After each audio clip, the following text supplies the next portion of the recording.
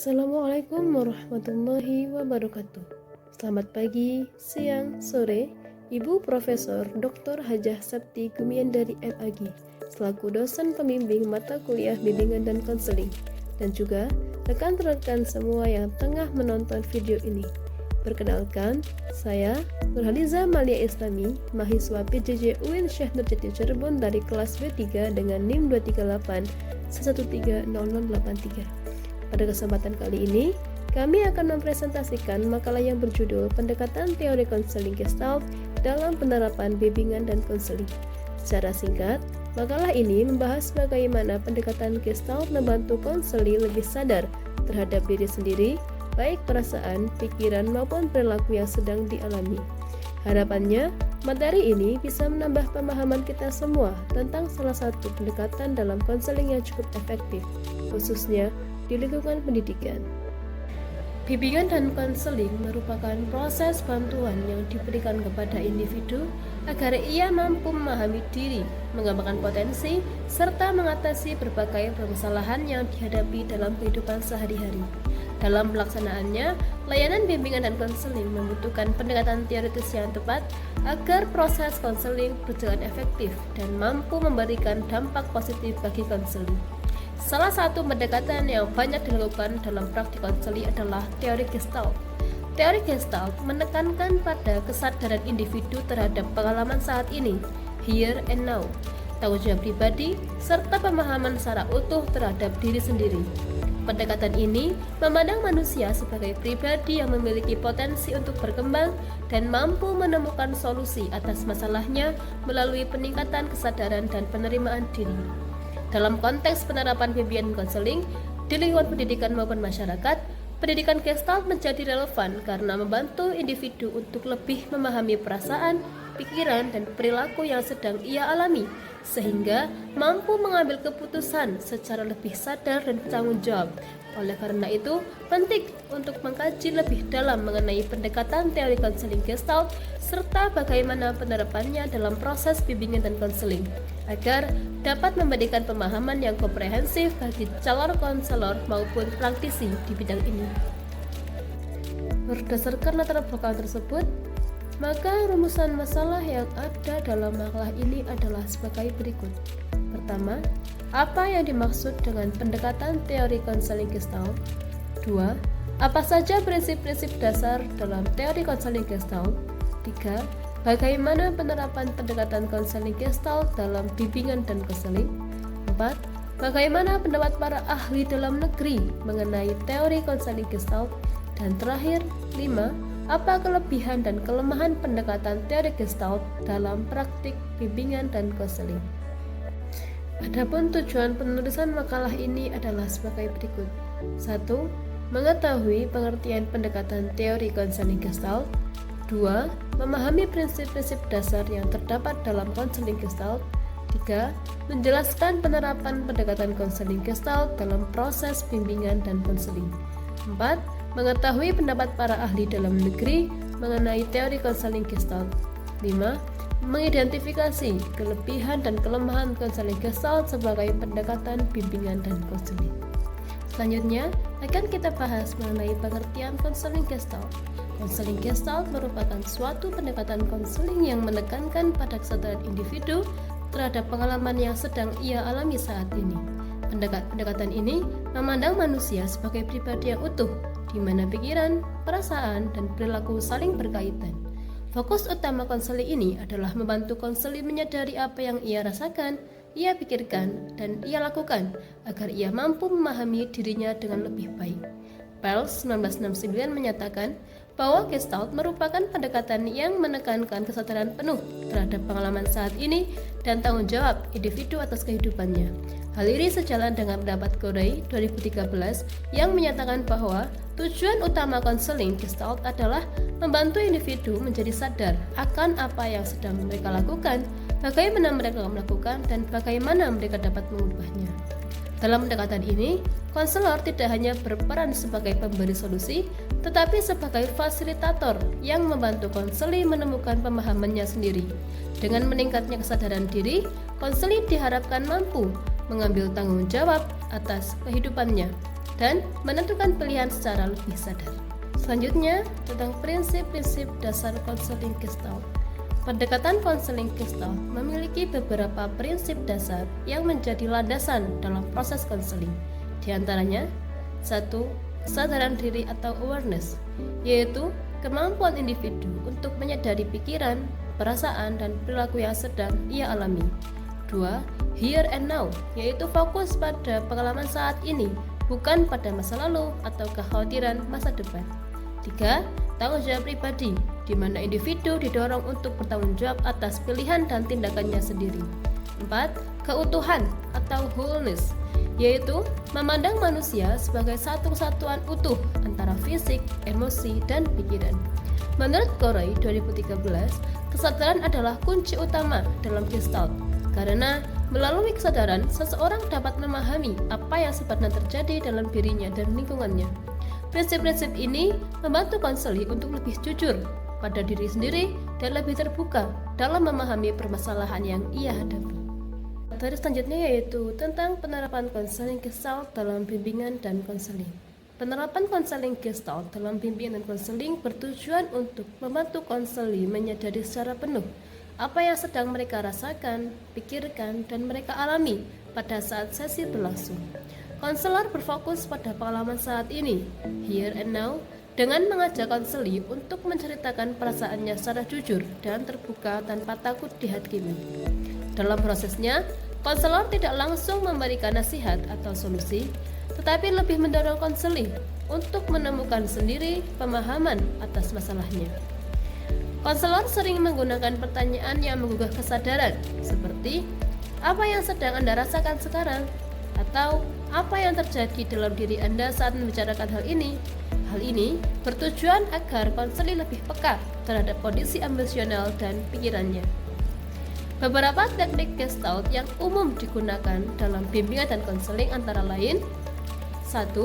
Yaitu teknik kursi kosong atau empty chair, yaitu teknik yang mengajak konseli berdialog secara imajinatif dengan orang atau bagian dari dirinya sendiri yang sedang menjadi sumber konflik. 2. Dialog diri, yaitu membantu konseli berbicara dengan bagian dirinya yang bertentangan seperti antara keinginan dan rasa takut. 3. Latihan kesadaran, yaitu mengarahkan konseli untuk memperhatikan perasaan, nada suara, gerakan tubuh, dan ekspresi wajah saat berbicara. Melalui teknik-teknik tersebut, konseli dapat lebih memahami akar permasalahan yang dialaminya dan mengenali pola perilaku yang selama ini menghambat perkembangan dirinya. Dengan meningkatkan kesadaran diri, konseli didorong untuk mengambil tanggung jawab atas keputusan yang ia ambil dan berani melakukan perubahan yang lebih positif. Dengan demikian, penerapan konseling Gestalt dalam bimbingan dan konseling tidak hanya membantu menyelesaikan masalah, tetapi juga membantu individu yang lebih sadar, mandiri, dan mampu mengelola emosinya secara lebih sehat. Berikut akan kita bahas mengenai pendapat para ahli dalam negeri mengenai teori konseling Gestalt. Selain pendapat para ahli luar negeri, beberapa ahli dalam negeri juga memberikan pandangan yang relevan terkait konseling dan pendekatan Gestalt dalam bimbingan dan konseling. Prayitno 2004 menyatakan bahwa proses konseling yang efektif harus mampu meningkatkan kesadaran diri konseli terhadap masalah yang ia hadapi serta mendorong munculnya tanggung jawab pribadi dalam pengambilan keputusan. Pandangan ini sejalan dengan pendekatan Gestalt yang menekankan kesadaran dan kemandirian individu. Winkel dan Hastuti 2006 menyebutkan bahwa konseling merupakan hubungan bantuan yang bertujuan agar individu mampu memahami dirinya dan lingkungannya secara lebih tepat. Dalam konteks Gestalt, pemahaman diri ini diperoleh melalui pengalaman langsung dan kesadaran terhadap perasaan yang sedang dialami. Menurut Tohirin 2011, bimbingan dan konseling bertujuan membantu individu untuk mencapai perkembangan yang optimal dengan cara mengenali potensi dan menyadari hambatan yang dimilikinya. Hal ini memperkuat relevansi pendekatan Gestalt dalam membantu konseli memahami konflik batin dan mengembangkan potensi diri. Selanjutnya, akan kita bahas apa saja sih kelebihan dan kekurangan teori Gestalt ini. Setiap pendekatan tentu memiliki kelebihan dan kekurangannya. Begitu juga dengan konseling Gestalt. Kelebihan pendekatan ini antara lain mampu meningkatkan kesadaran diri konseling, membantu individu menjadi lebih jujur terhadap perasaannya, serta mendorong tanggung jawab bagi pribadi. Seperti yang dikemukakan oleh Pell 1999, seseorang akan sadar akan dirinya, lebih mampu mengendalikan hidupnya, dan membuat keputusannya secara mandiri. Selain itu, pendekatan ini membuat konseling lebih aktif dalam proses konseling. Namun, konseling Gestalt juga memiliki beberapa kekurangan. Pendekatan ini kurang cocok untuk individu yang sulit mengekspresikan perasaan atau memiliki gangguan psikologis berat. Selain itu, proses konseling bisa terasa kurang terstruktur bagi konseling yang membutuhkan arahan yang lebih jelas.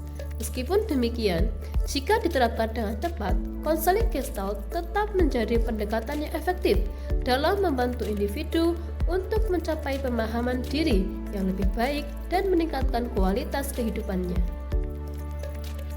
Berdasarkan pembahasan mengenai pendekatan teori Gestalt dalam penerapan bimbingan dan konseling, dapat disimpulkan bahwa pendekatan ini menekankan pentingnya kesadaran individu terhadap pengalaman saat ini, here and now, serta tanggung jawab pribadi dalam memahami dan menyelesaikan permasalahan yang dihadapi. Konseling Gestalt memandang manusia sebagai pribadi yang utuh dan memiliki potensi untuk berkembang apabila mampu menyadari serta menerima dirinya dengan apa adanya. Dalam konteks layanan bimbingan dan konseling, pendekatan Gestalt memberikan kontribusi yang signifikan dalam membantu konseli mengenali perasaan, pikiran, dan perilaku yang selama ini mungkin tidak ia sadari. Melalui peningkatan kesadaran diri, konseling dapat memahami akar permasalahan yang dihadapi, sehingga mampu mengambil keputusan yang lebih bijaksana dan bertanggung jawab terhadap hidupnya. Teknik-teknik khas dalam konseling Gestalt seperti diskusi kosong, permainan peran, dan latihan kesadaran terbukti efektif dalam membantu konseli mengekspresikan emosi yang terpendam serta menyelesaikan konflik batin yang belum terselesaikan atau unfinished business. Penerapan teknik ini dalam lingkungan pendidikan dapat membantu peserta didik meningkatkan kepercayaan diri, mengelola emosi dengan lebih baik, serta memperbaiki hubungan sosial dengan teman sebaya dan lingkungan sekolah. Dengan demikian, pendekatan konseling Gestalt dapat dijadikan sebagai salah satu alternatif yang relevan dalam layanan bimbingan dan konseling, khususnya dalam membantu peserta didik mencapai perkembangan pribadi yang lebih optimal. Namun, keberhasilan penerapannya sangat dipengaruhi oleh kompetensi konselor, kesiapan konseli, serta dukungan lingkungan yang kondusif. Berdasarkan kesimpulan tersebut, penulis menyampaikan beberapa saran sebagai berikut. 1. Bagi konselor atau guru BK, diharapkan dapat terus meningkatkan pemahaman dan keterampilan dalam menerapkan pendekatan konseling Gestalt melalui pelatihan, seminar, dan pengembangan profesional berkelanjutan. Pemahaman yang baik akan membantu konselor dalam menerapkan teknik Gestalt secara tepat dan efektif sesuai dengan kebutuhan konseling. 2. Bagi sekolah, sebaiknya memberi dukungan penuh terhadap pelaksanaan layanan bimbingan dan konseling, baik dari segi fasilitas, waktu, maupun kebijakan. Lingkungan yang nyaman dan aman akan membuat peserta didik lebih terbuka dan merasa percaya diri dalam mengikuti proses konseling. 3. Bagi peserta didik, diharapkan dapat lebih terbuka dan jujur dalam mengikuti proses konseling. Kesadaran diri dan kemampuan untuk berubah menjadi kunci utama agar pendekatan Gestalt dapat memberikan hasil yang optimal bagi perkembangan pribadi dan sosial mereka. 4. Bagi peneliti selanjutnya, disarankan untuk mengembangkan kajian lebih lanjut terkait efektivitas pendekatan Gestalt melalui penelitian empiris, baik dengan metode kualitatif maupun kuantitatif, sehingga dapat memperkaya referensi serta memperkuat implementasi pendekatan ini dalam praktik bimbingan dan konseling. Demikian pemaparan makalah yang dapat kami sampaikan mengenai pendekatan teori konseling Gestalt dalam bimbingan dan konseling. Semoga materi ini dapat menambah wawasan serta memberikan manfaat dalam praktik layanan konseling. Jika masih ada hal yang kurang jelas, kami dengan sangat senang hati menerima pertanyaan, masukan maupun saran. Terima kasih atas perhatian teman-teman semua. Wassalamualaikum warahmatullahi wabarakatuh.